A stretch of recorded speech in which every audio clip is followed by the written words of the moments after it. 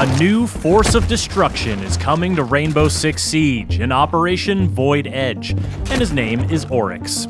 He's a defender, and in addition to crashing through soft walls and sturdy Frenchmen, he can also perform other feats of athletic prowess. Then there's the new attacker, Iana. Don't be alarmed if you shoot her and she disappears. That's just her hologram that looks, moves, and sounds exactly like her. Okay, maybe that's a little alarming. Here's the rundown on the new operators and their gadgets, and a look at what they can do on the newly renovated Oregon map. Let's start with the new Jordanian defender, Oryx, because of the smashing. This is powered by his Rima Dash ability, a quick sprint that lets him move faster than any other operator. With it, he can knock attackers to the ground, including Montaigne and other shield bearers. He can also smash through barricades and unreinforced walls. Keep in mind that while barricades are a breeze, he does take some damage when crashing through a wall, so don't get too smash happy without a friendly dock nearby unless you want to end up losing a 1v1 to wood paneling. Oryx's dash runs on charges. He can use them rapidly to dash a few times in a row, but they take time to replenish, and they reset to 0 when you bust through a wall. Gridlock's track stingers and Nomad's air jabs can interrupt his dash, and it takes a moment for him to get his gun back up after dashing. Plus, Oryx's footsteps aren't exactly subtle when he dashes. His ability is more about speed and strength. And he's got one more trick up his complete lack of sleeves. Oryx can jump up and grab open hatches, then either peek at his surroundings and drop down, or pull himself up through the hatch to the floor above. He can't do it on roof hatches, and you'll have to break open the hatch first, so choosing his Spas 12 primary over his MP5, or his Bailiff sidearm over his USP 40 isn't a bad idea. But his climbing ability is independent of his Rima dash charges, so you can use these two skills in tandem.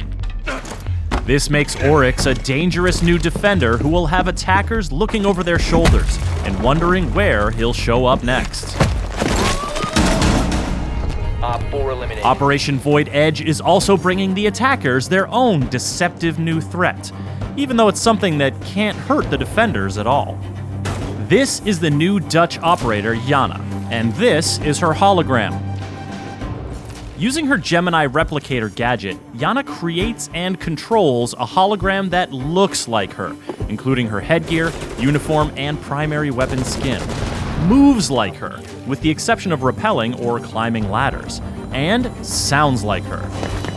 While it can't deal damage to enemies or physical objects, it can have serious effects on the defender's survivability. In addition to scouting traps, but not triggering them, Iana can make defenders think she is breathing down their necks, and bait them into throwing their C4, or dupe Smoke or Goyo into triggering their gadgets prematurely. After all, when a defender sees the hologram peek around a corner, or hears it in a hallway, how are they to know it's not the very real and very dangerous Iana? Convincing as it is, the hologram is fragile. One bullet will destroy it, as will electricity or mute jammers. Maestro's evil eyes can zap it as well, and they can detect it's a hologram by the telltale lack of warm body glow. Shooting Iana's hologram does not result in a location ping, as with Alibi's Prisma holograms, and it can't ping locations, scan enemies, or see Vigil when he's using his cloaking device. Plus, Iana can't move while her hologram is active, so defenders are temporarily safe from her ARX 200 or G36C primary weapon, or her MK1 9mm sidearm. But she doesn't just have one hologram. The cooldown period is longer if it's destroyed than if she deactivates it, but her hologram will always recharge. Whether she's using it to run solo misdirection plays or conspiring with teammates in a coordinated push, Iana's deceptions can have deadly consequences.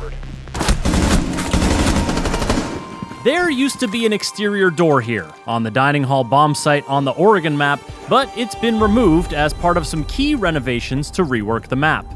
The nearby small office tower has been expanded on both levels, giving defenders more room to work with when keeping attackers at bay.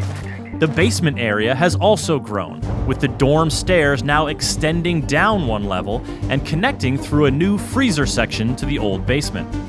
Operators looking to traverse the attic connector above the meeting hall will have more options, including a redesigned floor plan near the master bedroom and a new exterior second floor window, but the ladder to the first floor has been removed. You'll also find a new hallway connecting the big tower directly to the kitchen, allowing you to bypass the meeting room entirely. Operation Void Edge is also bringing some impactful gameplay updates that you'll want to know about. Changes to barricade damage will make breaking boards more consistent and less obstructive.